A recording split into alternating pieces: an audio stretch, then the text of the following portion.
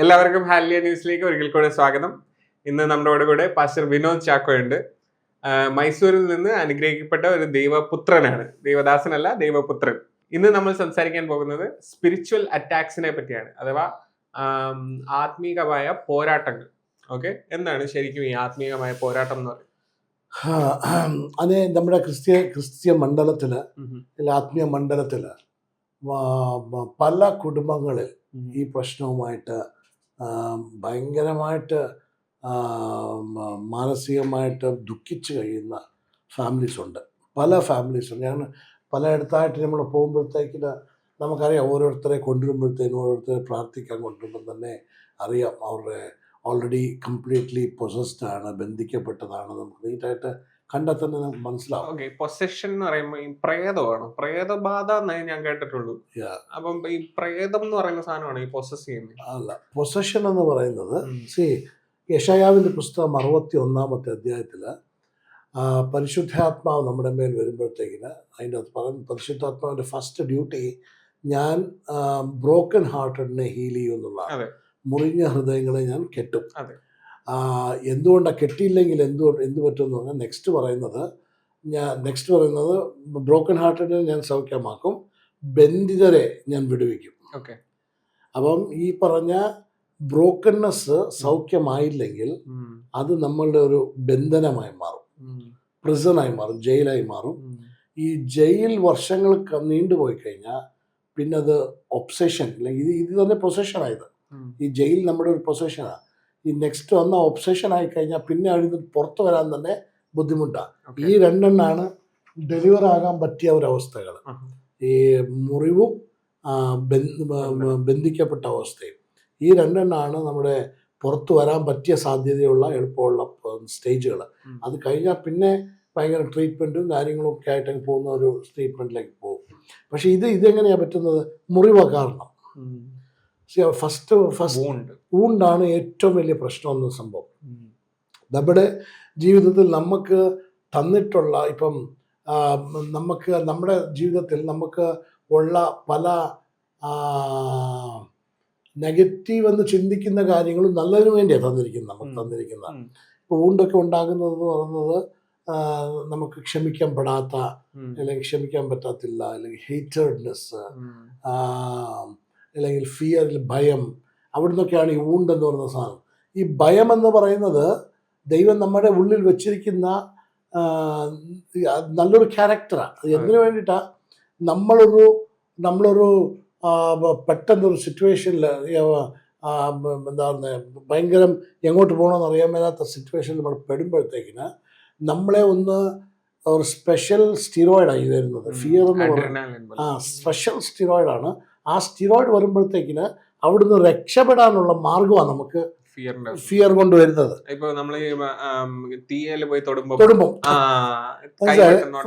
അത് ഈ ഫിയറിന്റെ ഒരു സംഭവം. ഇപ്പൊ നമ്മൾ നടന്നുകൊണ്ട് പോകുമ്പോൾ പുലി വന്നു, അവ എന്ത് ചെയ്യും? നമ്മളെ ഓടാൻ വേണ്ടി സാധാരണ ശക്തി പോരാ, അതിനൊരു എക്സ്ട്രാ ശക്തി വേണം. അപ്പൊ അതിന് ആ സംഭവം വരുമ്പോഴത്തെ പേടിയില്, പുലി കാണുമ്പോഴത്തേക്കിനുള്ള പേടിയില് നമ്മൾ തളർന്നു പോവല്ല ചെയ്യുന്നത്. നമ്മുടെ ബോഡി ഭയങ്കരമായിട്ട് എക്സ്ട്രാ പവർ റിയാക്ട് ചെയ്തിട്ട് അവിടുന്ന് രക്ഷപ്പെടാൻ വേണ്ടിയിട്ട് നമുക്ക് വേണ്ടി, അതിന് വേണ്ടിയിട്ടൊക്കെയാണ് ഈ ഫിയർ എന്നൊക്കെ നമുക്ക് വച്ചിരിക്കുന്നത്. പക്ഷേ ഈ പറഞ്ഞ സ്റ്റിറോയിഡ്, ആ സമയത്ത് റിലീസ് ചെയ്യുന്ന സ്റ്റിറോയിഡ് ആ സമയത്തേക്ക് നല്ലതാണെന്നല്ലാണ്ട് ഫിയർ എപ്പോഴൊക്കെ ഫിയർ വരുന്നോ ഈ സ്റ്റിറോയിഡ് റിലീസാണ്, ഈ കെമിക്കൽ ശരീരത്തിൽ റിലീസാകും. പക്ഷേ റെഗുലറായിട്ട് ഫിയറിലുള്ള ഒരു വ്യക്തിയെ ഒന്ന് ആലോചിച്ച് നോക്കി, നാളെക്കുറിച്ചുള്ള ഇപ്പം 90% വിശ്വാസികളും ഭയത്തിൻ്റെ അകത്താണ് കിടക്കുന്നത്. അത് പിന്നെ ഒരു നോർമൽ സ്റ്റേറ്റ് മാറും, അവർ അറിയുന്ന പോലില്ല. വിശ്വാസിയാന്നൊക്കെ പേരുണ്ടെങ്കിലും 99% ജനങ്ങളും ഫിയറിനകത്ത് ഇങ്ങനെ ഒന്നില്ലെങ്കിൽ വേറെ ഒരു ഫിയറിൽ അവരെ ഇട്ട് വെച്ചിരിക്കുക. അവരുടെ പിള്ളേരെ കുറിച്ചുള്ള ഭയമാണ്. 10ാം ക്ലാസ്സിൽ സ്കൂളിൽ പോയി വീട്ടിൽ വരുന്നില്ല, പേടിയാണ്. അയ്യോ, നാളെ തൊട്ടവനെ കറക്റ്റ് 5 മണിക്ക് വന്നില്ലെങ്കിൽ എവിടെയാവുന്നത്, പേടിയാണ്, ടെൻഷനാണ്. ഇനി അവർ പിള്ളേർ ദൂരെ പഠിക്കുന്നത്, അവിടെ എന്ത് ചെയ്യുക, നല്ലോണം ആണ് ജീവിക്കുക. ഇങ്ങനെ പേടിച്ചാണ് ഓരോ സ്റ്റേജിലും. ഭർത്താവില്ല, ഭർത്താവ് എന്ത് ചെയ്യുക, അല്ലെങ്കിൽ ഭാര്യ പോയി എന്ത് ചെയ്യുക, അല്ലെങ്കിൽ പിള്ളേർ എക്സാം എഴുതി ഇതുവരെ വന്നിട്ടില്ല, മാർക്ക് കുറഞ്ഞു പോയാൽ എന്ത് ചെയ്യും. ഓരോ സ്റ്റേജിലും ജീവിതത്തിൽ അവരെ നടത്തുന്നത് ധൈര്യമല്ല, ഭയത്തിലാണ്. ഈ ഭയം നമ്മുടെ ഉള്ളിൽ നിന്ന് പേടിക്കുമ്പോഴൊക്കെയും നമ്മുടെ ഉള്ളിൽ അറിയാതെ ഈ കെമിക്കൽ നമ്മുടെ ഉള്ളിൽ ഇങ്ങനെ റിലീസ് ആയിക്കൊണ്ടേയിരിക്കും. ഈ കെമിക്കൽ റിലീസ് ചെയ്യുന്നത് ഒരു ഒരു ഒരു ഒരു ഒരു ഘട്ടം വരെയൊക്കെ ആ കെമിക്കൽ എന്താ പറയുന്നത് പ്രശ്നം ഉണ്ടാക്കത്തില്ല. ഇത് റെഗുലറായിട്ട് വന്നു കഴിയുമ്പോഴത്തേക്കിന് നമ്മുടെ ഈ പൊസഷനും ഗിസഷനും എല്ലാം റിലേറ്റഡ് കെമിക്കലാണ്. ഏതാണെങ്കിലും ഫിയർ ആണെങ്കിലും ലവ് ആണെങ്കിലും ഹേറ്റഡ്നെസ് ആണെങ്കിലും ഇതെല്ലാം ഒരു കെമിക്കൽ റിയാക്ഷനാണ്. നമ്മുടെ ഉള്ളിൽ നടക്കുന്ന കെമിക്കൽ റിയാക്ഷനാണ്. അപ്പം ഈ ഫിയറിൻ്റെ കെമിക്കൽ റിലീസായി ഒരു ത്രഷോൾഡ് ചെയ്യാൻ പറ്റുന്ന ഒരു സമയമുണ്ട്. അത് വിട്ടുപോയി കഴിഞ്ഞാൽ പിന്നെ കെമിക്കൽ ഇംബാലൻസ് വരും. പിന്നെ നമ്മുടെ മനസ്സിനെ നമുക്ക് കൺട്രോൾ ചെയ്യാൻ പറ്റാത്ത ഒരു കെമിക്കൽ ഇംബാലൻസിലേക്ക് കയറി കഴിഞ്ഞ് കഴിഞ്ഞാൽ ഈ കെമിക്കലിനെ തിരിച്ച് റീസ്റ്റോർ ചെയ്യാനായിട്ടുള്ള മരുന്നൊട്ട് മെഡിക്കൽ ഫീൽഡിൽ കണ്ടുപിടിച്ചിട്ടുമില്ല. സോ അതുകൊണ്ടാണ് ഇതെല്ലാം ഈ ഫിസിക്കലും മെന്റലും ആയിട്ടുള്ള ഒരുപാട് പ്രശ്നങ്ങളെ സ്റ്റെം ചെയ്യുന്നത് ഈ കെമിക്കൽ ഇംബാലൻസ്. ഇത് ഒരു വർഷം വരെ, ഒരു സമയം വരെയൊക്കെ ഇത് ഓക്കെ, ഫിയർ ഒക്കെ പോയി, ഫിയർ ഇസ് ഓക്കെ. ബട്ട് അത് ആ കെമിക്കൽ റിയാക്ഷൻ വേറൊരു റിയാക്ഷനിലേക്ക് മാറിപ്പോയി കഴിഞ്ഞാൽ പിന്നെ ഇതിനെ പിടിച്ചാൽ കിട്ടത്തില്ല, തിരിച്ചു കൊണ്ടുവരാൻ പാടാം. ഈ ഭയം എന്ന് പറയുന്നത് ഒരുവേള ചെറുതിലെങ്ങോ അപ്പുറത്തെ റൂമിൽ പോയപ്പോൾ എന്തോ ഞെട്ടിയപ്പം കയറിയ ഭയമായിരിക്കാം. മനസ്സിലായില്ലേ? അപ്പോൾ നമ്മുടെ ഈ കുട്ടിക്ക് ഓൾമോസ്റ്റ് നമ്മുടെ ഇംബാലൻസുകളെല്ലാം നടക്കുന്നത് ഓൾമോസ്റ്റ് ഈ 13 വയസ്സ് തൊട്ട് 18-19 വയസ്സ് വരെയുള്ള സമയത്താണ്. അവർ കേട്ടിട്ടുള്ള കഥകളായിരിക്കാം, അവർ അനുഭവിച്ചിട്ടുള്ള ചിലപ്പോൾ ആരെങ്കിലും മരിച്ചു പോയപ്പോൾ വന്നപ്പം ഭയമായിരിക്കാം, അല്ലെങ്കിൽ അവരുടെ ജീവിതത്തിൽ എന്താ പറയുന്നത് ആരെങ്കിലും അവരെ ചതിച്ചു. അവരുടെ ലൈഫിനെ ഷേപ്പ് ചെയ്ത എക്സ്പീരിയൻസസ് അവരുടെ ഷേപ്പ് ചെയ്തല്ല, അവരുടെ ലൈഫിൽ ഡീഫോൾട്ട് ആയിട്ടുള്ള എക്സ്പീരിയൻസസ്. അത് 99% ഓഫ് പീപ്പിൾ ഇതിൽ പോയിട്ടുണ്ട്, ഈ ഇതിൽ കൂടെ കടന്നു പോയിട്ടുണ്ട്. അപ്പം ഇത് ആ സമയത്ത് ഇത് എക്സ്പോസ്ഡ് ആകത്തില്ല. ഇത് എക്സ്പോസ്ഡ് ആയി വരുന്നത് ആഫ്റ്റർ 1920. നമ്മൾ എപ്പോഴാണ് റെസ്പോൺസിബിലിറ്റി നമ്മുടെ ജീവിതത്തിൽ വരുന്നത്, അല്ലെങ്കിൽ ഞാൻ ഒറ്റയ്ക്ക് താമസിക്കേണ്ടി വരിക, അല്ലെങ്കിൽ ഞാൻ ജോലിക്ക് കയറാൻ പോവാ, കല്യാണം കഴിക്കാൻ പോവാ, ഇങ്ങനത്തെ സമയത്താണ് ഈ എക്സ്പോസ്ഡ് ആകുന്നത്. നമ്മൾ പലപ്പോഴും കണ്ടിട്ടുണ്ട്, പാസ്റ്റർ ആ പയ്യനെടുത്ത് നല്ല പയ്യനെന്ന് പറഞ്ഞാൽ ചിന്തിക്കാൻ പോലും പറ്റത്തില്ല, കല്യാണം കഴിച്ച് പിറ്റേ ദിവസം ഇഷ്ടമാണ്. വേറൊന്നുമല്ല, അവന് ഈ ഒരു റെസ്പോൺസിബിലിറ്റി ഇഷ്യൂ അവൻ ചെറുപ്പം തൊട്ടേ ഇവിടെ ഉണ്ട്. പക്ഷെ അത് ഈ അപ്പൻ്റെ അമ്മയ്യുടെ കൂടെ ഉണ്ടായിരുന്നപ്പോഴൊന്നും അത് തിരിച്ചറിഞ്ഞില്ല.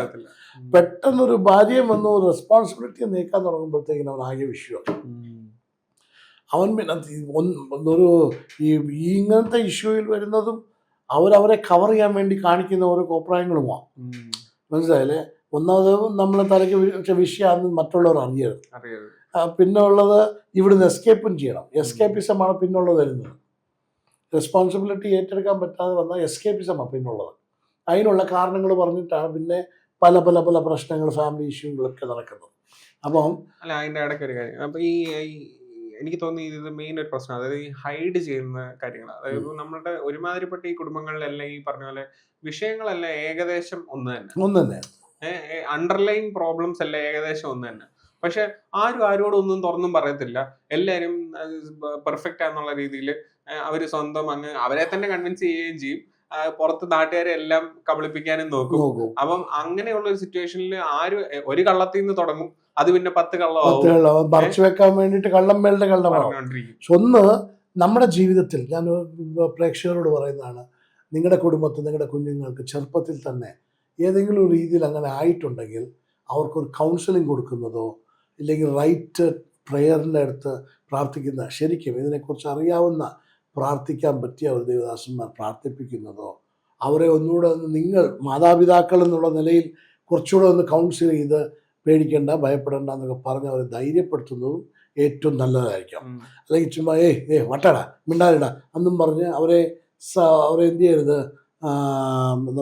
അവരെ അമർത്തി സപ്രസ് ചെയ്യരുത്. ഇവരനെ നമ്മൾ സപ്രസ് ചെയ്താൽ നമ്മൾ ഒന്ന് സപ്രസ് ചെയ്താൽ അവർ അതിനെ 100 ടൈംസ് സപ്രസ് ചെയ്യാൻ ശ്രമിക്കും. മനസ്സിലായില്ലേ? അയ്യോ മമ്മി എനിക്ക് അപ്പുറത്തെ റൂമിൽ പോകാൻ പേടിയാണ്.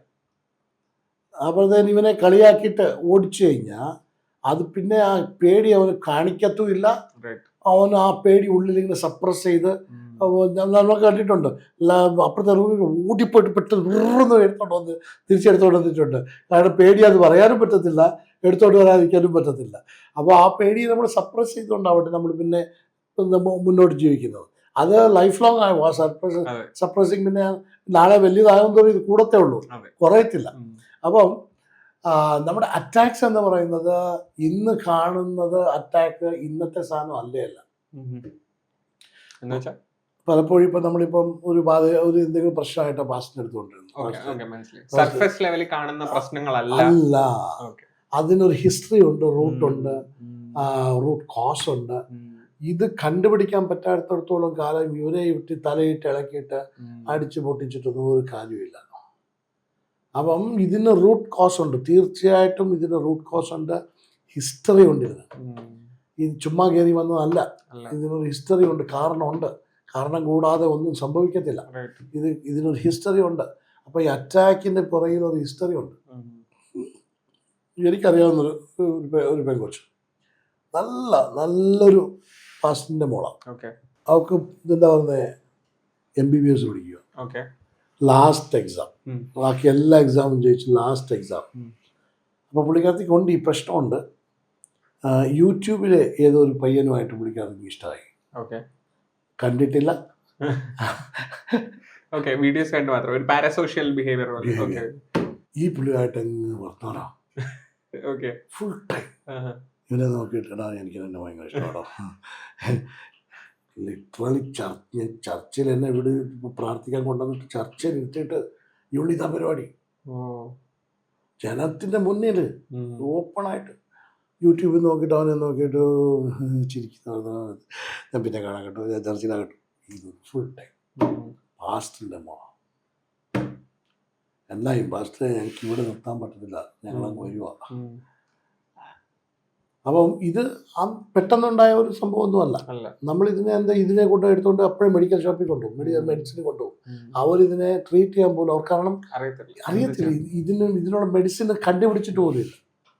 ഇപ്പൊ പറഞ്ഞു വന്നതനുസരിച്ച് എനിക്ക് തോന്നുന്നു ഇങ്ങനത്തെ കാര്യങ്ങളെല്ലാം, അതായത് ഈ റൂട്ട് കോസിനേക്കാൾ ഇതെല്ലാം സിംറ്റംസ് ആണ്. അതായത് ഈ പുറത്ത് കാണുന്ന ബിഹേവിയർ സിംറ്റംസ്, ഏതാണ്ട് ഒരു റൂട്ട് കോസിന്റെ സിംറ്റംസ്. അപ്പം നമ്മുടെ ബിബ്ലിക്കലായിട്ട് നമ്മൾ നോക്കുമ്പോഴത്തേക്കിന് ഇപ്പം യേശു ശാപത്തെ മുറിച്ചു, കർസ് എടുത്ത് കളഞ്ഞു. ബൈബിളിൽ ഒരിക്കലും ഒരു വാക്ക് പോലും അങ്ങനെയില്ല. ബൈബിളിൽ യേശു ശാപത്തെ എടുത്തു കളഞ്ഞു എന്നുള്ളൊരു വാക്ക് ഇല്ല. ഒൺലി ഒരു വാക്കുള്ളത് ഗലാത്യ ലേഖനത്തിൽ 3-ാം അധ്യായം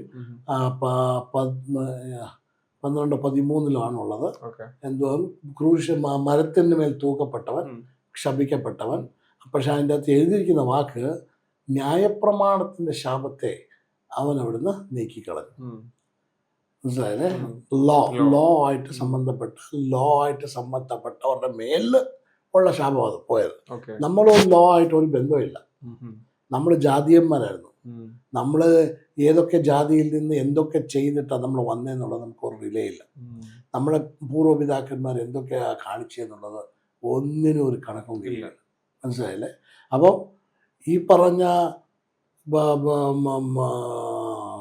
ഈ വിതച്ചാൽ കൊയ്യുമെന്ന് പറയുന്നത് ജനറലാണ് പ്രിൻസിപ്പിൾ.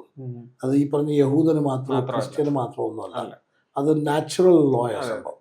നീ വിതയ്ക്കുന്നത് തിരിച്ചു കൊയ്യുമെന്നുള്ളതും, ഒരാളെ വേദനിപ്പിച്ചാൽ അത് നിനക്ക് തിരിച്ചു വേദനിപ്പിക്കുമെന്നുള്ളതും, വിധവമാരെ വേദനിപ്പിക്കരുതെന്നുള്ളതും, മൃഗങ്ങളെ വേദനിപ്പിക്കരുതെന്നുള്ളതും, ഇതൊക്കെ ജനറൽ ലോസാണ്. ഇതൊന്നും എന്താ പറഞ്ഞ ഒരു മോറൽ ലോ അല്ല. ജനറൽ പബ്ലിക്കിനുള്ള എല്ലാ ജാതിക്കുമുള്ള ലോ. അപ്പം ഇങ്ങനത്തെ ലോസ് നമ്മുടെ പിതാക്കന്മാരോ നമ്മുടെ മാതാപിതാക്കളോ എന്തെങ്കിലുമൊക്കെ ചെയ്തിട്ടുണ്ടെങ്കിൽ അതെല്ലാം നമുക്ക് റിപ്പീറ്റഡ് ആയിട്ട്. ഞങ്ങളുടെ ചർച്ചയിൽ ഒരു പെങ്കൊച്ചു ഫാമിലി വരും. ആ ഫാമിലിയിലെ ഇപ്പം ഏറ്റവും ഇളയ മോക്ക് ഇപ്പം 14-15 വയസ്സായി. അവളുടെ അമ്മയ്ക്ക് 13 വയസ്സായിരുന്നപ്പോൾ അവളുടെ അമ്മയുടെ അപ്പൻ മരിച്ചുപോയി. ഇവക്ക് 13 വയസ്സായപ്പോൾ ഇവളുടെ അപ്പം മരിച്ചുപോയി, ഇവളുടെ കെട്ടിയവൻ മരിച്ചുപോയി. ഇവരുടെ വീട്ടിൽ പെങ്കൊച്ചുങ്ങൾക്ക് ആർക്കും ഭർത്താക്കന്മാർ വാഴത്തില്ല. ഇപ്പൊ നാളെ ഇവൾ ഇനി കഴിച്ചാലും ഇവളുടെ 13ാമത്തെ വയസ്സിൽ ഇവളുടെ ഭർത്താവ് മരിച്ചു. ഫാമിലിയിൽ ഭർത്താക്കന്മാർ ഒരു പെങ്കൊച്ചുങ്ങൾക്കും വരത്തില്ല, അവർക്ക് 4-5 പെൺപിള്ളേരാ. ഇത് ഭയങ്കര ഈ മറ്റേ എന്താ പറയുന്നത് ഹിന്ദു ഫിലോസഫി തിയോളജി ആയിട്ട് കുറേ കൂടെ ഒരു കണക്ഷൻ ഒക്കെ എനിക്ക് ഹിന്ദു ബിബ്ലിക്കൽ മനസ്സിലായി. അല്ല ഹിന്ദു ഫിലോസഫി അല്ല അവരും ഇങ്ങനെയൊക്കെ തന്നെയല്ലേ പറയുന്നത്, ഇപ്പം ഭാര്യ ഭർത്താവ് വാഴത്തില്ല, ഇത് അങ്ങനെ ഞാനൊരു ഇത് കേട്ടിട്ടുള്ള പോലെ എനിക്ക് തോന്നി. ഒരു സിമിലാരിറ്റി എനിക്ക് ഫീൽ ചെയ്തു.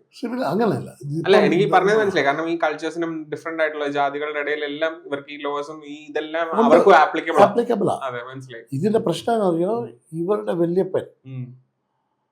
വല്യപ്പന് ഈ ഭാര്യ ഉള്ളപ്പോൾ തന്നെ വേറൊരു ഭാര്യനെ നശിപ്പിച്ച് ദാരിദ്ര്യമാക്കി റോഡിലിട്ട് പല രീതിയിലാക്കി അവള് പ്രാഗിത. നിന്റെ മക്കൾക്ക് ഒറ്റ ഒരെണ്ണത്തിന് നിന്റെ കുടുംബം വാഴത്തില്ല. ഇതറിയാതെ നമ്മളിവിടെ കിടന്നുകൊണ്ട് ഈ പെങ്കൊച്ചിനെ ഇട്ട് തൂത്ത് വാരി ഭൂതാഗീതാന്ന് പറഞ്ഞിട്ട് ഒരു കാര്യമില്ല. അപ്പം ഈ പറഞ്ഞ പലതും നമ്മളെ ഫോളോ ചെയ്യും. പക്ഷെ ഇത് നമ്മളിപ്പം ആ വല്യപ്പൻ മറ്റൊരു പെങ്കൊച്ചിനെ നശിപ്പിച്ചു എന്നുള്ളത് പുള്ളിയുടെ ഒരു ചീത്ത സ്വഭാവമാണ്. അതൊരു നേച്ചറാ, പുള്ളിക്ക് ഉണ്ടായിരുന്ന ഒരു നേച്ചറാ. ആ നേച്ചർ എന്താ ഇത് പാസ് ചെയ്യും, സ്വഭാവം പാസ് ചെയ്യും.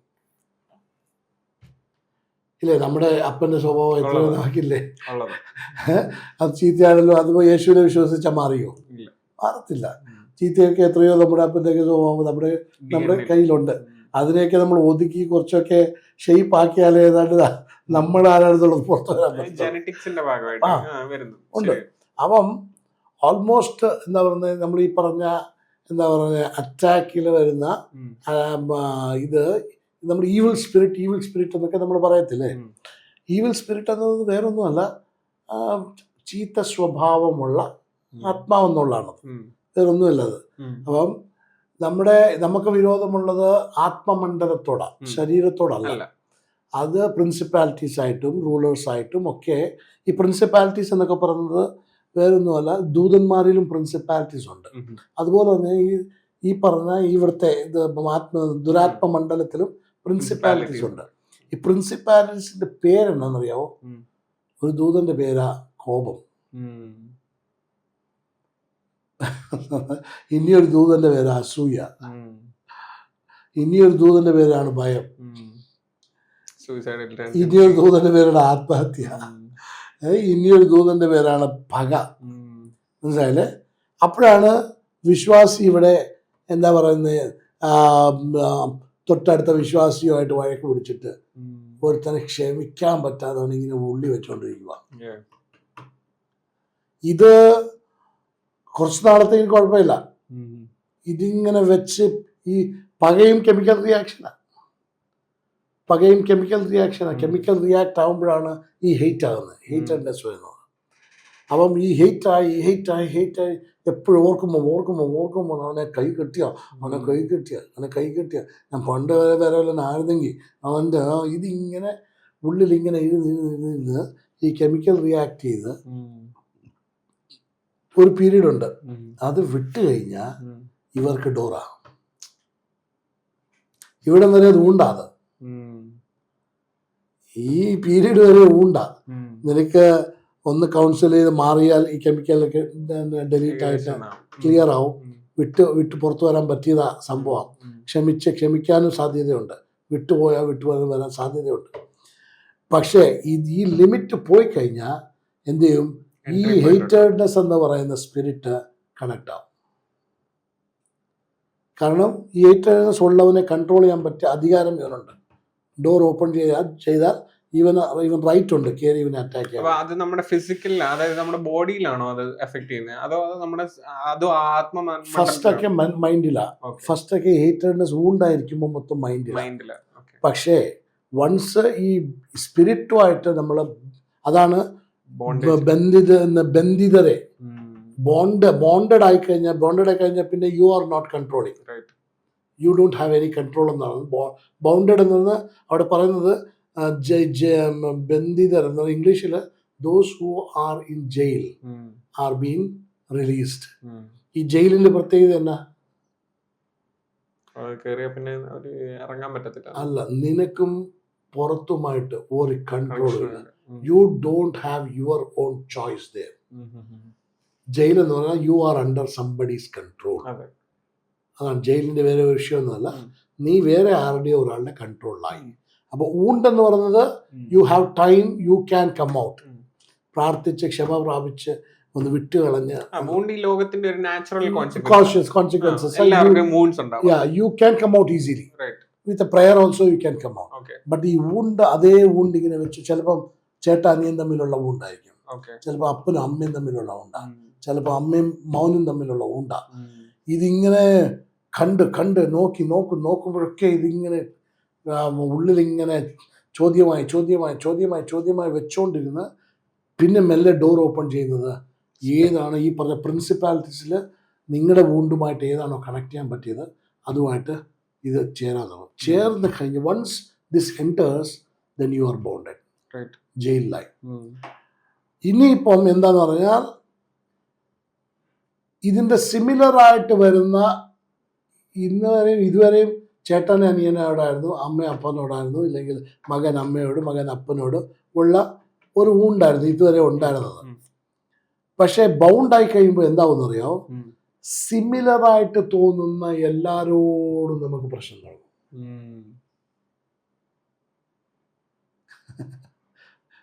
പിന്നെ you are not in control. പിന്നെ ജോലി പോയാൽ ജോലി എടുക്കാൻ പറ്റത്തില്ല, കാരണം ഇതുപോലെ തന്നെ ഒരു പാർട്ടി അവിടെ ഉണ്ട്.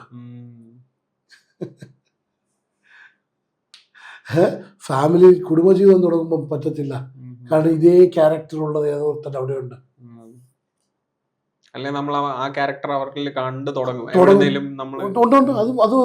പാറ്റേൺ നമ്മൾ അയ്യോ അതിന് മെഡിക്കലി അത് കൂടിക്കഴിഞ്ഞാൽ അത് ഡ്യുവൽ പേഴ്സണാലിറ്റി എന്നോ സ്കീസോ എന്നൊക്കെ പറയാൻ സാധ്യതയുണ്ട്. ബട്ട് അതിൻ്റെ ഇതാണ്, അയ്യോ ഇവനും അവനെ പോലെ തന്നെയാണ്, ഇവന് എന്നെ ഫോളോ ചെയ്യുന്നുണ്ട്, ഇവൻ എന്നെ നശിപ്പിക്കാൻ നോക്കിക്കൊണ്ടിരിക്കും. അപ്പൊ ഞാൻ ഡൗട്ട് ചോദിച്ചോട്ടെ, അതായത് നമുക്കിപ്പം കറന്റ്ലി ഉള്ള എല്ലാ മെഡിക്കൽ ഇഷ്യൂസ്, അതായത് അറ്റ്ലീസ്റ്റ് മെന്റലി ഉള്ള ഈ മെഡിക്കൽ ഇഷ്യൂസ്, ഇപ്പൊ പറഞ്ഞ സ്കിസോഫ്രീനിയ അല്ലെങ്കിൽ ഇങ്ങനത്തെ മൾട്ടിപ്പിൾ പേഴ്സണാലിറ്റി ഡിസോർഡർ, അപ്പൊ ഇതെല്ലാം സ്റ്റെം ചെയ്യുന്നത് ഈ ഒരു സ്പിരിച്വൽ ഇതിൽ നിന്ന് തന്നെയാണോ? സ്പിരിച്വൽ എന്നല്ല, മെന്റൽ മൈൻഡ് എമോഷൻ എന്ന് പറയുന്നത് മെന്റൽ ആണല്ലോ. മെന്റൽ ആണെന്ന് നമുക്ക് ഓൾറെഡി അറിയാം. പക്ഷെ ഇതിന്റെ എല്ലാം പുറകിൽ ഈ പറഞ്ഞ പോലെ ഈ ഓരോ ഈ സ്പിരിറ്റ് ഉണ്ടെന്ന് പറഞ്ഞില്ലേ, അതിന് ഈ പറഞ്ഞ മെഡിക്കൽ റെക്കോർഡ്സോ ഒന്നും ഇല്ല. പക്ഷെ നമുക്കറിയാം നമുക്ക് അതിന് ഒരു അണ്ടർസ്റ്റാൻഡിങ് എന്ന് പറഞ്ഞാൽ അവന്റെ മൈൻഡ് അവന്റെ കൺട്രോൾ ചെയ്തല്ല, സംബഡി ഈസ് കൺട്രോളിങ് ഹിം എന്നുള്ളതാണ് അതിന്റെ മീനിങ്. അത് ആരുടെയാന്നുള്ളത് അവർക്കറിയത്തില്ലെന്നേ ഉള്ളൂ. അവർക്കറിയത്തില്ല, നമുക്കറിയാം. ആ ഒരു സ്വഭാവം അവന്റെ ഉള്ളിൽ പോയി എക്സ്ട്രീം ആയിട്ട് അവർക്ക് അവരുടെ മനസ്സിന്റെ മുകളിൽ ഉണ്ടായിരുന്ന ആ ഒരു കൺട്രോൾ പോയി, കംപ്ലീറ്റ്ലി കൈവിട്ടുപോയി. ഇന്നിപ്പം പണ്ടെങ്ങാണ്ട് അപ്പൻ വഴക്ക് പറഞ്ഞതാ, അന്ന് അപ്പനോട് റിയാക്ട് ചെയ്യാൻ പറ്റിയില്ല, അതിങ്ങനെ സപ്രസ് ചെയ്ത് വെച്ചോണ്ടിരുന്നു. 10 വർഷം കഴിഞ്ഞ അപ്പനെ ആയിരിക്കത്തില്ല, കല്യാണം കഴിച്ചിട്ട് ഭർത്താവ് അപ്പം പറയുന്ന ശബ്ദം തന്നെ ഭർത്താവ് പറഞ്ഞ ഭർത്താവിന്റെ തലകടിച്ചു കൊല്ലും. ഭർത്താവ് ചില വീട്ടിലൊക്കെ എക്സ്ട്രീം വഴക്ക, ഭർത്താവൊക്കെ വിചാരിക്കും ഇത് എന്താ പറ്റി, ഞാൻ ഇത്രയും പറഞ്ഞല്ലേ.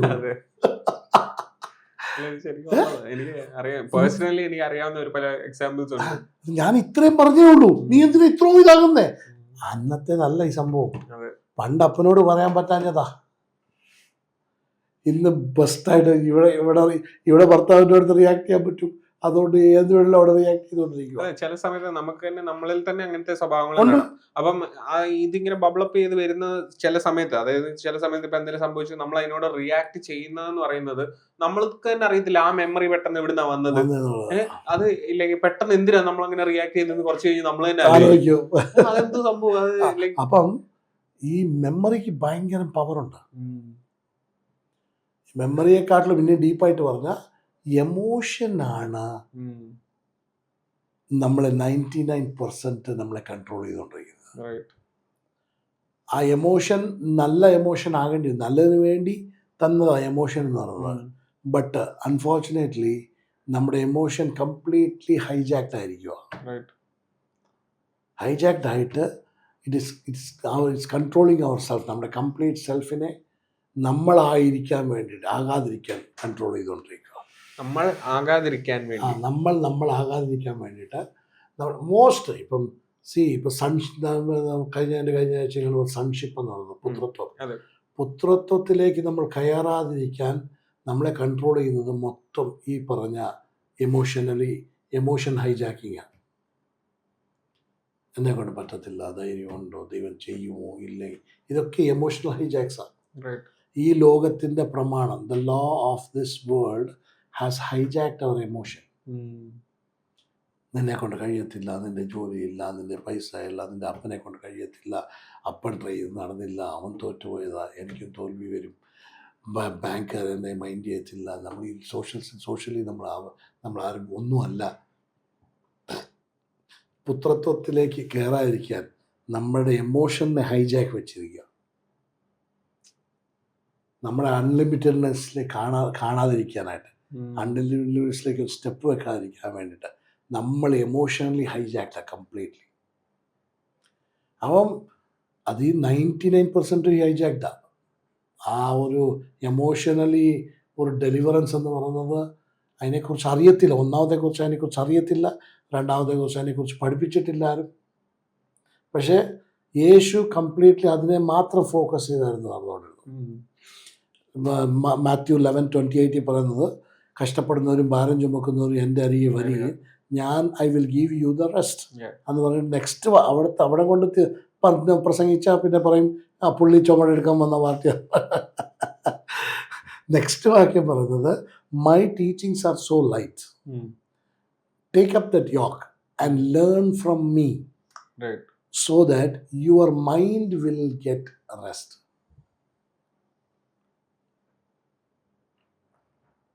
യേശു ചുമടെടുക്കുക എന്ന് പറഞ്ഞില്ല, യേശു എൻ്റെ എമോഷന് റെസ്റ്റ് തരാനാണ് പറഞ്ഞത്. അത് ഈ യോക്ക് എടുത്ത് പഠിച്ച് അങ്ങനെ നടന്നാൽ എനിക്ക് റെസ്റ്റ് കിട്ടുന്നത് സർക്കംസ്റ്റാൻസസിലല്ല, എൻ്റെ റെസ്റ്റ് വരുന്നത് എമോഷനിലാണ്. എമോഷൻ കംപ്ലീറ്റ്ലി റെസ്റ്റിലായാലൊന്ന് ആലോചിച്ച് നോക്കി, ഹൗ ഫ്രീ വിൽ ബി, നമുക്ക് how loving we will be. ഒരു കൊച്ചു കുഞ്ഞിനെ പോലെ ആവും. ഒരു കൊച്ചു കുഞ്ഞിൻ്റെ പ്രത്യേകത എന്താ, emotion is not at all wounded. അതുകൊണ്ടാണ് യേശു പറയുന്നത്, ഈ കൊച്ചു കുഞ്ഞിനെ പോലെ നീ ആയില്ല എങ്കിൽ ദൈവരാജ്യം പ്രവേശിക്കും. സോ എമോഷണലി സോ ഫ്രഷാ കൊച്ചു കുഞ്ഞെന്ന്. വൂൺസ് ഇല്ല അതിനകത്ത്, ഓരോ രീതിയിലും വൂൺസ് ഇല്ല, അറ്റാക്ക് ഇല്ല. ഇനി വന്ന് പിശാച് ഫ്രണ്ട് നിന്നാലും പുള്ളി ആശയിക്കേണ്ടി കൊടുക്കും. സാക്ഷാൽ ഒടിയുടെ ഇടയിൽ വന്ന് അവൻ്റെ ഫ്രണ്ട് നിന്നാലും ഹലോ ഹൗ ആർ യു എന്ന് പറയും. ഭയപ്പെടാൻ പഠിച്ചിട്ടില്ല, അറിയത്തില്ല അത് എന്താണെന്നുള്ളവർക്ക് അറിയത്തുമില്ല.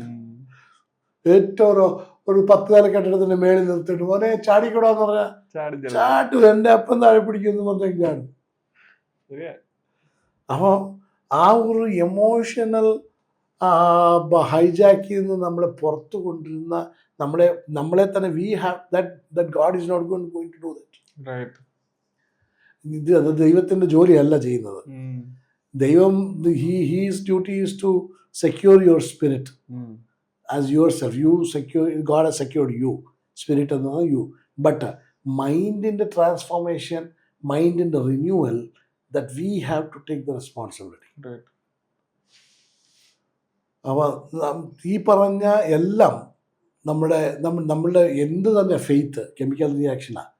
ഇപ്പം കെമിക്കൽ റിയാക്ഷൻ കെമിസ്ട്രി നല്ലവണ്ണം അറിയാമായിരുന്നെങ്കിൽ പുള്ളി CH2 CCH4+ CO3 എപ്പോഴും ഇങ്ങനെ ഉണ്ടാകണം എന്ന് പറഞ്ഞേനെ. വിശ്വസിക്കുക എന്ന് പറയുന്നത് കെമിക്കൽ റിയാക്ഷൻ അല്ല. ഇത് ഞാൻ കഴിഞ്ഞ ദിവസം ഒരു സാധനം കണ്ടേ, അത് ഈ കെമിക്കൽസുമായിട്ട് ബന്ധപ്പെട്ട. അതെന്ന് പറഞ്ഞാൽ ഇപ്പം ബേസിക്കലി നമ്മുടെ ബ്രെയിനിൽ സ്ട്രെസ് എടുക്കുമ്പോൾ ലൈറ്റപ്പ് ചെയ്യുന്ന ഒരു പാർട്ടുണ്ട്.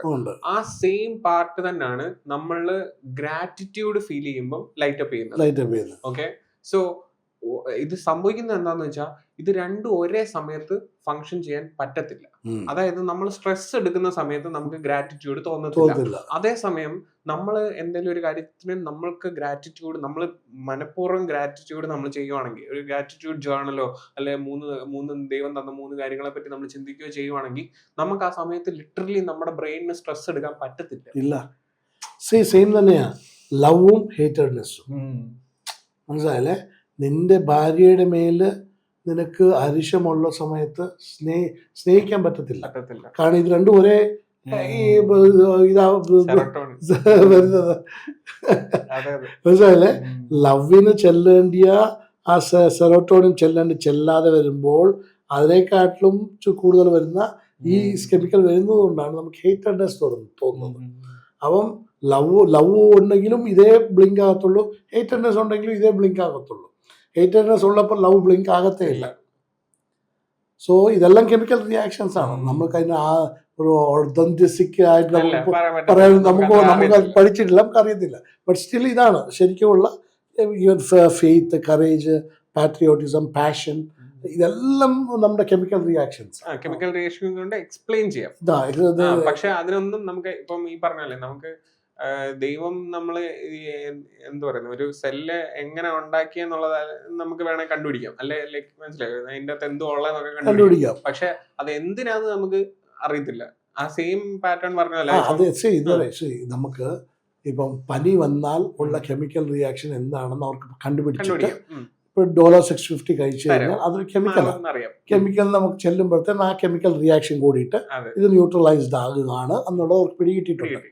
പക്ഷേ ഈ എമോഷണൽ, നമ്മുടെ ഈ പറഞ്ഞ സ്റ്റീറോയിഡ്സിൻ്റെ അഡ്രിനലും എന്താ പറയുന്നത്, ബാക്കി ഒരു 5 സ്റ്റീറോയിഡ്സ് ഉണ്ട്. ആ സ്റ്റീറോയിഡ്സിൻ്റെ റിയാക്ഷനെ കുറിച്ച് ഇവർക്ക് പഠിക്കാൻ ഇതുവരെ പറ്റിയിട്ടില്ല. അത് ഫിസിക്കൽ ബോഡിയെ വരുന്നതല്ല, അത് എമോഷനിൽ വരുന്ന സാധനമാണ്. അതും അവര് ശ്രമിച്ച് അവർ ഫെയിൽ ആയിട്ടുണ്ട്. ഇതും റിസർച്ച് നടക്കുവാണ്. ഇപ്പൊ ഈ ഡിപ്രഷനൊക്കെ കൊടുക്കുന്ന മരുന്നുകൾ, SSRI എന്നൊക്കെ പറയുന്ന സാധനങ്ങൾ, ഈ ആന്റി ഡിപ്രസൻസ്, ഇതിനെല്ലാം ഈ വളരെ ഹ്യൂജ് ആയിട്ടുള്ള സൈഡ് എഫക്ട്സ് ഉണ്ട്. കെമിസ്ട്രിയെ മാറ്റുക. അതെ, കംപ്ലീറ്റ്ലി കെമിസ്ട്രി ഓൾട്ടർ ചെയ്തുകൊണ്ടിരിക്കുക. പണ്ട് ഇതിനാകെ ഉണ്ടായിരുന്നത് ലെഡ് എന്ന് പറഞ്ഞൊരു, ലിഥിയം എന്ന് പറഞ്ഞ ഒരു സാധനമാണ് കൊടുത്തോണ്ടിരുന്നത്. വേറെ ഒന്നും, ലിഥിയമോ സ്ലീപ്പിംഗ് പിൽസോ ആയിരുന്നു പണ്ട് മെയിൻ ആയിട്ട് യൂസ് ചെയ്തുകൊണ്ടിരുന്നത്. പക്ഷെ ഇപ്പം വരുന്നുണ്ടെങ്കിലും ഈ എമോഷൻ സാധനം അവർക്ക് മനസ്സിലാക്കാൻ പറ്റത്തില്ല. എമോഷൻ എന്ന് പറയുന്ന ഒരു ഇത് മനസ്സിലാക്കാൻ പറ്റുന്നില്ല, കെമിക്കൽ റിയാക്ഷൻ ആയിട്ട് കണ്ടുപിടിക്കാൻ പറ്റുന്നില്ല. അതിന് മരുന്നും നമുക്ക് ഇതുവരെ കറക്റ്റായിട്ടൊന്നും കിട്ടിയിട്ടില്ല. പണ്ട് ഉള്ളതൊക്കെ എക്സ്ട്രീം ആയിട്ടുള്ള ഈ പറഞ്ഞ കെമിസ്ട്രി എല്ലാ റൂട്ട് കോസ് എന്ന് പറയുന്നത് എനിക്ക് തോന്നുന്നു ഈ പറയുന്ന പോലെ സിംറ്റംസിനെ അവർ ട്രീറ്റ് ചെയ്യുന്നത്. ബട്ട് റിയാക്ഷൻ എന്ത് നടന്നുള്ളത് കണ്ടുപിടിക്കാൻ പറ്റുന്നില്ല. ബട്ട് നമ്മുടെ പെൻറ്റക്കോസ്റ്റലിനകത്തും നമ്മുടെ പെൻറ്റക്കോസ്റ്റലിസത്തിൻ്റെ അകത്തും എല്ലാം പോരാട്ടവും പ്രാർത്ഥിച്ച് മാറ്റാം എന്നൊക്കെ പറഞ്ഞ് മനുഷ്യനെ എന്താ പറയുന്നത് ഇതാക്കുന്നുണ്ട്. ഞാൻ പറഞ്ഞത് ഒരു എക്സ്ട്രീം കഴിഞ്ഞാൽ അവർക്ക് കൗൺസിലിംഗ് കൊടുക്കണമെങ്കിൽ കൗൺസിലിംഗ് കൊടുക്കണം, മെഡിക്കൽ ട്രീറ്റ്മെൻറ്റ് കൊടുക്കണമെങ്കിൽ മെഡിക്കൽ ട്രീറ്റ്മെൻറ്റ് കൊടുക്കണം, അല്ലെങ്കിൽ അവർക്ക് ടാബ്ലറ്റ് എടുക്കേണ്ടതാണ് ടാബ്ലറ്റ് എടുക്കണം. കാരണം ഇത് ഞാൻ പറഞ്ഞ പോലെ ഒരു ത്രെഷോൾഡ് പീരീഡ് ഉണ്ട്. അത് കഴിഞ്ഞ് പോയി ഇത് റിലീസ് ചെയ്ത കെമിക്കലാണെങ്കിൽ ഇവർക്ക് ആർക്കും കൺട്രോൾ ചെയ്യാൻ പറ്റത്തില്ല. പൊസസ്ഡ് ആകുമ്പോഴും നമുക്ക്, അല്ലെങ്കിൽ ബന്ധിക്കപ്പെട്ടാലും നമുക്ക് വിടുവിക്കാൻ സാധ്യതയുണ്ട്. അവിടെയും they can come out by prayer and all. They can come out by എന്താ പറയുന്നത്, ഈ ജാതികൾ യേശു ക്രിസ്തു പ്രാർത്ഥിക്കാൻ പറഞ്ഞപ്പോഴത്തെ പ്രത്യേകിച്ച് പറഞ്ഞാണ് ഈ ബന്ധിക്കപ്പെട്ട അല്ലെങ്കിൽ ഈ ജാതികൾ പോണെങ്കിൽ ഉപവാസവും പ്രാർത്ഥനയാലും, അല്ലാണ്ട് ഈ ജാതി വിട്ടുപോകത്തില്ല. ഏത് ജാതിയാ? ഈ പറഞ്ഞ പൊസസ്ഡ് ആയിട്ടുള്ള ഒരു ജാതി. നിന്നെ ഓൾറെഡി പൊസസ്ഡ് ആക്കിയിട്ടുണ്ടോ, നീ ഇത്രയും വർഷം ഇതിന് വിട്ടുകൊടുത്തിട്ട് പൊസസ്ഡ് ആക്കിയിട്ടുണ്ടോ, ഇത് ഉപവാസത്താലും പ്രാർത്ഥനയാലും അല്ലാണ്ട് പോകത്തില്ല. അപ്പോൾ ഇതിന് വേണ്ടിയിട്ട് പ്രത്യേകിച്ച് ഫാസ്റ്റ് ചെയ്യണം, ബ്രേക്ക് ചെയ്യണം, അതിനുള്ള രീതിയും കാര്യങ്ങളൊക്കെ ഉണ്ട്. പക്ഷേ ഈ പൊസസ്ഡിനെ നമുക്ക് വിടും. 99% പൊസസ്ഡ് ആയിട്ടുള്ളവരെ വിടുവിക്കാം, പോവും, പ്രാർത്ഥിച്ചാൽ പോവും. ഇതിലും എക്സ്ട്രീമായിട്ട് കടന്നു പോകുന്നതാണ് ഒബ്സഷൻ എന്ന് പറയുന്നത്. ഒബ്സസ്ഡ് ആയിക്കഴിഞ്ഞാൽ പിന്നെ നമുക്കൊന്നും ചെയ്യാൻ പറ്റത്തില്ല, റിക്കവറി ഇല്ല അതിൻ്റെ അകത്തുനിന്ന്. ഒബ്സസ്ഡ് ആയിക്കഴിഞ്ഞാൽ പിന്നെ ഇതാണ് പിന്നെ റോഡിലൊക്കെ കണ്ടിട്ടില്ലേ, ഭ്രാന്തന്മാരായിട്ടൊക്കെ നടക്കുന്നതും വീട്ടിൽ പൂട്ടിയിടേണ്ടി വരുന്ന അവസ്ഥയും. ദൈവത്തിന് പദ്ധതിയുണ്ട്, ഇതിൻ്റെ അകത്തും വിടുവിക്കാം. ബട്ട് 90% ഇതിൻ്റെ അകത്തുനിന്ന് പാടാം. ഒബ്സസ്ഡ് ആയിട്ടുള്ള അവരുടെ റൂട്ട് കോസുകൾ ചില്ലറയൊന്നും ആയിരിക്കത്തില്ല, അത്രയ്ക്കും വലിയ റൂട്ട് കോസുകളായിരിക്കും. പക്ഷെ ഇതിൻ്റെ എല്ലാം സ്റ്റാർട്ടിങ് ഊണ്ടാണ്. എന്തോ ഊണ്ടാണ് ഇതിൻ്റെ എല്ലാം സ്റ്റാർട്ടിങ് എന്ന് പറയുന്നത്. ഈവൻ അമ്മയുടെ ഉദരത്തിലായിരിക്കുമ്പോൾ അമ്മയ്ക്കുണ്ടാകുന്ന ഊണ്ട് വരെ ഇതിനകത്തുണ്ട്, കാര്യമുണ്ട്, എഫക്റ്റ് ചെയ്യും. ഒരു 60 to 70% childrens are wounded in their mother's womb. 60 to 70% of mothers, they don't know the effect. ഭർത്താവ് പറഞ്ഞു, വഴക്ക് പറഞ്ഞു, തലയിടിച്ചു, വഴക്ക് പറഞ്ഞു, അങ്ങോട്ട് സങ്കടപ്പെട്ടു, ദുഃഖപ്പെട്ടു, 4 ദിവസം കരയുന്നു. അമ്മയുടെ എമോഷണൽ ട്രോമാസ് കംപ്ലീറ്റ്ലി കൊച്ചിൻ്റെ മേലുണ്ടാവും. എന്നൊരു 50 to 60% പിള്ളേർക്ക് വരുന്ന രോഗങ്ങൾ അമ്മയുടെ ഉദരത്തിലുണ്ടാകുന്ന ട്രോമയാണ്. പിള്ളേരുടെ ജീവിതത്തിൽ വരുന്ന അലർജി ഇഷ്യൂസോ പലതുണ്ട്. നമുക്കത് അതാ പറഞ്ഞില്ല, ഒതൻറ്റിക് അല്ലാത്തതുകൊണ്ട് നമുക്ക് വിളിച്ചു പറയാനും പറ്റത്തില്ല. പലതും ഈ അമ്മയുടെ ഉദരത്തിൽ ഉണ്ടായിട്ടുള്ള, ഞാൻ പലപ്പോഴും ചോദിച്ചിട്ടുണ്ട്, ഇന്ന വിഷയമായിട്ട് വരുമ്പം തന്നെ ഞാൻ ചോദിക്കും, നിങ്ങൾ ഇവനെ ക്യാരി ചെയ്തപ്പോൾ ഒന്നുകിൽ ചാകണമെന്ന് ചിന്തിച്ചിട്ടുണ്ടോ, അല്ലെങ്കിൽ വീട് വിട്ടോടിപ്പോഴോ ചിന്തിച്ചിട്ടുണ്ടോ? അതെല്ലാം മുറിവുകളാണ്. മുറിവുകളാണ്, അതൊക്കെ ഡീപ്പ് വുണ്ടുകളാണ്. പിള്ളേർക്ക് ആരുമായിട്ടും ഫെലോഷിപ്പില്ല, ഇടപെടാനേ പറ്റത്തില്ല. ഫ്രണ്ട്സുമായിട്ടൊക്കെ അടിയാണ്, ഫ്രണ്ട്സിനെ ഇഷ്ടമില്ല. എനിക്കിങ്ങനെ നേഴ്സിംഗ് സ്കൂളിലൊരു ഞാനിങ്ങനെ ഒരു ഇന്നർ ഹീലിങ്ങിൻ്റെ ക്ലാസ് എടുത്ത് കഴിയുമ്പോഴത്തേക്കിന് ഒരു പെങ്കൊച്ച് ലാസ്റ്റ് വന്നിട്ട് പറഞ്ഞു, ഫസ്റ്റ് എനിക്ക് ചാകണം. നമുക്ക് എന്നാ വിഷയം, എനിക്കിവിടെ ആരെയും ഇഷ്ടമില്ല, ആരും എന്നെ സ്നേഹിക്കുന്നില്ല, 300 പേരുള്ള ആരും അവളെ സ്നേഹിക്കുന്നില്ല. മനസ്സിലായില്ലേ? അവളുടെ വിഷയം ചെറുപ്പം തൊട്ടുള്ളതാണ്. അവളുടെ അപ്പൻ അവളെ ഇട്ടിട്ട് പോയതാണ്, റിജക്ഷനാണ്. പിന്നെ അപ്പൻ അവിടെ ഇട്ടിട്ട് പോയി, പിന്നെ വളർന്നതുകളൊക്കെ റിലേറ്റീവിൻ്റെ വീട്ടിലും അവിടെ ഉണ്ടായിട്ടുള്ള പല ട്രോമാസും. അപ്പോൾ ഇവളോട് തന്നെ ഫസ്റ്റ് ഇഷ്ടമില്ല എന്നുള്ളതാണ്. She hates herself from childhood as A circumstances. അവളുടെ ജീവിത സാഹചര്യം തൊട്ട് അവൾക്ക് ഇഷ്ടമില്ല. നമ്മുടെ കർത്താവ് പറഞ്ഞിട്ടുള്ള ഒരു കൽപ്പനയാണ്. എന്താ ഏറ്റവും വലിയ കൽപ്പനയാണ് കർത്താവ് പറഞ്ഞത്? ദൈവത്തെ സ്നേഹിക്കണം. അതിന് ഏറ്റവും കുറഞ്ഞതല്ലാത്ത രണ്ടാമത്തേത്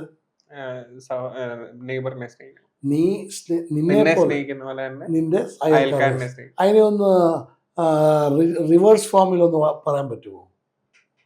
ദൈവം നിന്നെ സ്നേഹിക്കുന്നു, അയൽക്കാരൻ ഇങ്ങനെ പറയാം, നിനക്ക് നിന്നെ സ്നേഹിക്കാൻ കഴിയുന്നില്ല എങ്കിൽ പിന്നെ എങ്ങനെ അയൽക്കാരനെ നിനക്ക് നിന്റെ അയൽക്കാരനെ സ്നേഹിക്കാൻ പറ്റത്തില്ല. നിനക്ക് നിന്റെ അയൽക്കാരനെ സ്നേഹിക്കാൻ പറ്റുന്നില്ല എങ്കിൽ നിന്റെ ദൈവത്തെ സ്നേഹിക്കാൻ പറ്റത്തില്ല. ഇത് യോഹന്നാന്റെ പുസ്തകത്തിൽ എഴുതിയിട്ടുണ്ട്. നീ നിന്റെ അയൽക്കാരനെ സ്നേഹിക്കുന്നില്ല എങ്കിൽ കാണാത്ത ദൈവത്തെ നിനക്ക് എങ്ങനെ സ്നേഹിക്കാം? അപ്പം ഈ അയൽക്കാരനെ സ്നേഹിക്കാൻ പറ്റാത്തതിന്റെ കാരണം നിനക്ക് നിന്നോട് തന്നെ സ്നേഹമില്ലാത്ത 99% സൂയിസൈഡൽ ക്യാരക്ടർ ഉള്ളവർക്ക് അവർക്ക് അവരെ തന്നെ ഇഷ്ടമില്ല എന്നുള്ളതാണ്. അവർക്ക് അവർ ചെറുപ്പം തൊട്ടേ ഒരു ബ്യൂട്ടി കോൺഷ്യസ് ആയിരിക്കും. ചിലപ്പോൾ ഇവർ കറുത്തതോ, ചിലപ്പോൾ ഇവർക്ക് നിറം കുറവോ, അല്ലെങ്കിൽ എവിടെയെങ്കിലും ഒരു വളവോ കിളിവോ എന്തെങ്കിലും ഉണ്ടെങ്കിൽ ഇവരുടെ തന്നെ ഉള്ളിൽ ഞാൻ കൊള്ളത്തില്ല. ചെറുപ്പം തൊട്ടേ കയറിയതാണ്. സെൽഫ് റിജക്ഷനും സെൽഫ് ഹേറ്റഡ്നെസ്സും. ഇത് എക്സ്ട്രീം ആകുമ്പോഴത്തേക്കിന് ഇവിടുന്ന് ഏതെങ്കിലും ഒരു സ്പിരിറ്റ് അവളെ ബൈൻഡ് ചെയ്യും. പിന്നെ അത് സൂയിസൈഡലിലേക്ക് മാറും. എന്തിനാ ജീവിക്കുന്നത് ഇങ്ങനെ? ഞാൻ എന്തിനാ ഉണ്ടായത്? 99% ജനവും ചോദിച്ചിട്ടുണ്ടാവും, ഞാൻ എന്തിനാ ഈ ഭൂമിയിലുണ്ടായത്? 99% ചോദിച്ചിട്ടുണ്ട്. They have asked this question. എൻ്റെ ദൈവം എന്നെ ഉണ്ടാൻ ജനിപ്പിക്കാതിരുന്നല്ല. അങ്ങനെ തോന്നുന്ന സാഹചര്യങ്ങൾ ഉണ്ടാവാം മനുഷ്യരെ കൊണ്ട്. പക്ഷെ നമ്മളങ്ങനെ തോന്നേണ്ട ഒരു ഇൻസ്ട്രുമെന്റ് അല്ല. അപ്പൊ ഇങ്ങനെ തോന്നുമ്പോഴത്തേന് എന്താ പറ്റുന്നത്? Whom are you getting angry with? Yourself. You are getting angry with yourself and your God. അതെ. ദൈവത്തോടാ you are becoming angry. Yeah. Your enemy is the biggest enemy is God. Yeah. You're claiming that God did something wrong by making me like this. അപ്പൊ ഇതൊരു വലിയ ഡോറാ. ദൈവത്തോടെ ഞാൻ ശത്രുത പ്രാപിച്ചുകൊണ്ട് ഇങ്ങനെ വർഷങ്ങൾ ഇരിക്കുക. Automatic ഡോറാ നമുക്ക് കയറാൻ പറ്റിയ ഡോർ. അപ്പം ഇങ്ങനത്തെ ഡോർസാണ് നമുക്ക് അറിയാമേലാതെ നമ്മൾ തുറന്ന് ചെറുപ്പത്തെ കൊടുത്തിരിക്കുന്നത്. നമ്മളുടെ എൻഡപ്പ് ചെയ്യുന്നത് അത് കൊണ്ടുവന്ന സൂയിസൈഡിലും ഡ്രഗ്സിലും. Most of the people who tear their bodies, അങ്ങനെ ബ്ലേഡ് വെച്ചൊക്കെ കീറുന്നത്. Because they want to hurt themself. വേറൊന്നുമില്ല, അവരെ ഹേർട്ട് ചെയ്യണം. ബിക്കോസ് എനിക്ക് എൻ്റെ ശത്രു എൻ്റെ കൈ കിട്ടിയാൽ ഞാൻ എന്നാ ചെയ്യും? അത് തന്നെ അവർ ചെയ്തുകൊണ്ടിരിക്കും. ഇതൊക്കെ ഓണ്ട സ്മോൾ വൂൺസാണ്. ഇതെൻ്റെ ചെയ്യുന്നത് വരുന്നതെല്ലാം ഈ ഫാമിലി ലൈഫിൽ വരുമ്പോഴാണ്. ഫാമിലി ലൈഫിൽ വരുമ്പോൾ പല ഫാമിലികളുടെ ഡിസ്ട്രക്ഷൻ ഇവിടെ വരുന്നു. അറിയാത്ത ഊൺസാണ്, അറിയാൻ മേലാത്ത ഊൺസുകൾ. അപ്പം ഇങ്ങനത്തെ ഊണ്ടുകൾ നമ്മൾ maximum as a parent we have to be very careful. Parents ആണ് ഒന്നെങ്കിൽ ഇതിനെ ഫ്യൂൽ ചെയ്യാം, അല്ലെങ്കിൽ ഇതിനെ തണുപ്പിക്കാം. എൻ്റെ മക്കളുടെ ലൈഫിലുണ്ട്, എനിക്കറിയാം. അതങ്ങനെ പോയാൽ എന്നാ വരുമെന്ന് എനിക്ക് നല്ലോണം അറിയാം. അപ്പം ഞാൻ ഒന്നെങ്കിൽ അവരെ ഏറ്റവും കൂടുതൽ സ്നേഹിക്കാൻ തുടങ്ങണം. അവരെ റീസൺ പഠിപ്പിച്ചിട്ട് കാരണം പറഞ്ഞിട്ടൊന്നും കാര്യമില്ല. ഞാൻ ടൈം എടുക്കണം, ടൈം എടുത്ത് അവരെ സ്നേഹിക്കണം, അവന് അവൈലബിൾ ആകണം. അല്ലെങ്കിൽ ആ കൊണ്ട് അങ്ങനെ പോയി കഴിഞ്ഞാൽ നാളെ നീ ആരടാന്ന് എന്നോട് ചോദിക്കും.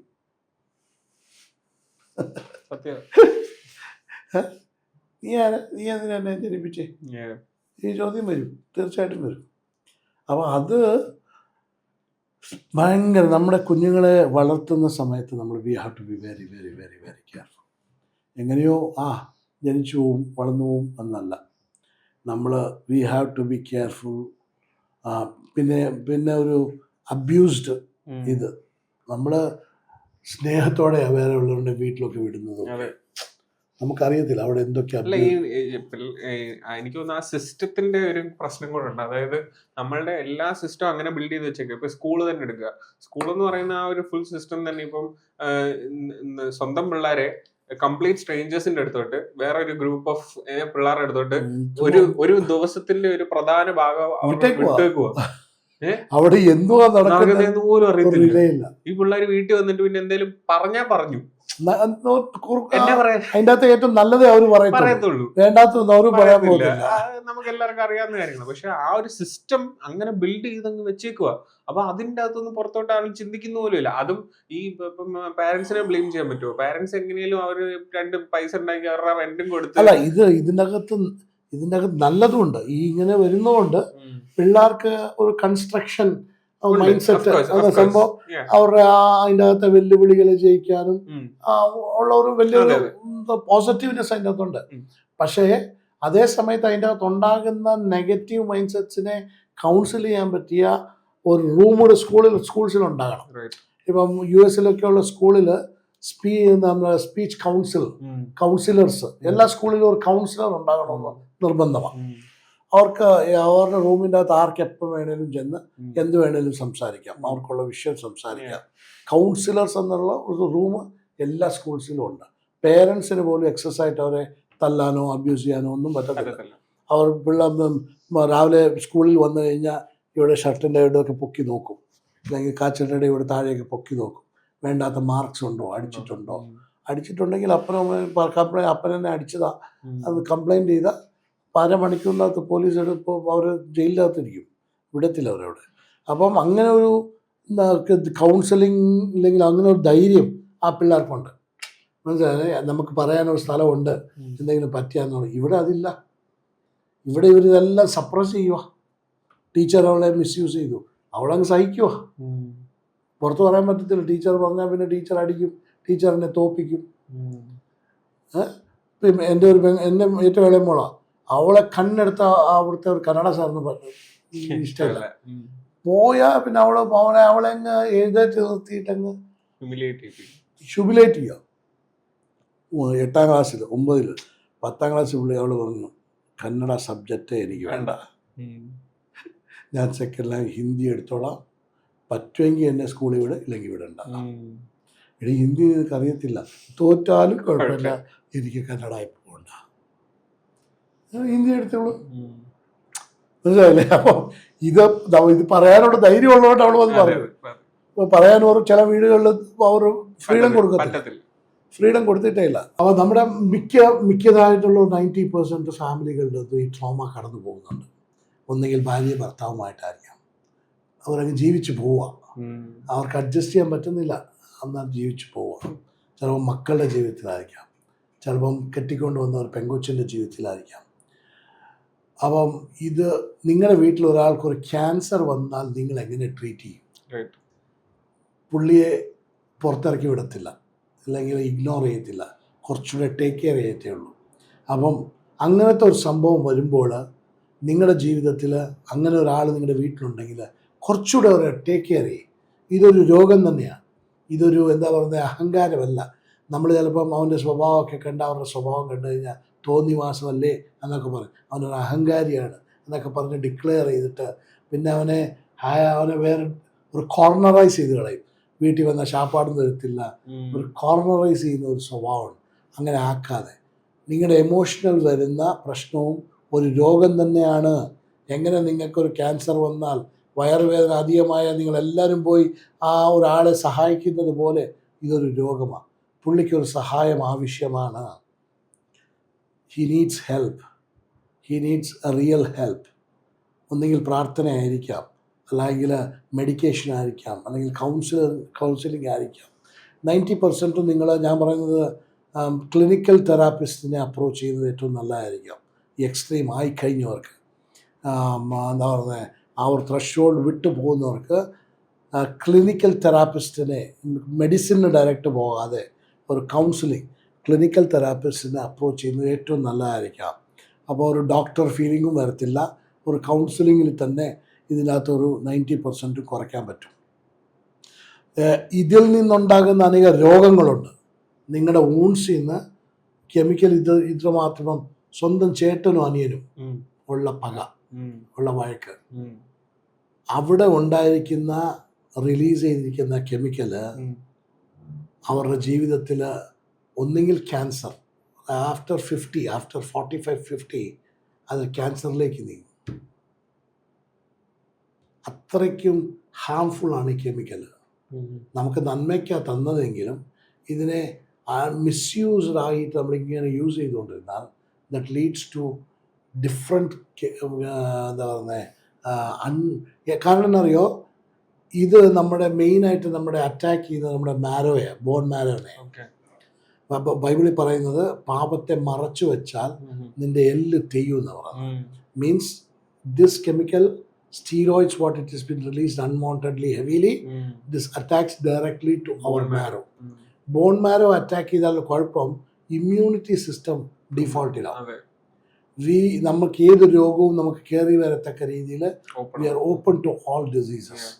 അപ്പം ഇമ്മ്യൂണിറ്റി സിസ്റ്റം നമ്മുടെ ഡിഫോൾട്ട് ആയാൽ അത് റെഗുലറായിട്ട് കണ്ടിന്യൂ ആയിപ്പോയി കഴിഞ്ഞാൽ it ends up in our maximum നടുവേദനകൾ, നടു തേയുന്നത്, ക്യാൻസറുകൾ, സോറിയാസിസുകൾ, അവരുടെ ഈ പുറകിലൊക്കെ എന്തോ ഒരു ഈ പറഞ്ഞ വൂൺസ് ഉണ്ട്, അറിയാൻ മേലാത്ത വൂൺസ് ഉണ്ട്. അപ്പോൾ ഇത് ഒരിക്കലും നിങ്ങൾ തഴഞ്ഞു കളയരുത്, ഒരിക്കലും നിങ്ങൾ ഇഗ്നോർ ചെയ്ത് കഴിഞ്ഞു പോയി ഇങ്ങനെയാന്ന് പറയരുത്. God has A remedy for that. പ്രാർത്ഥനയിൽ വിടുതലുണ്ട്, പ്രാർത്ഥിച്ചാൽ അത് വിടുവിക്കപ്പെടും.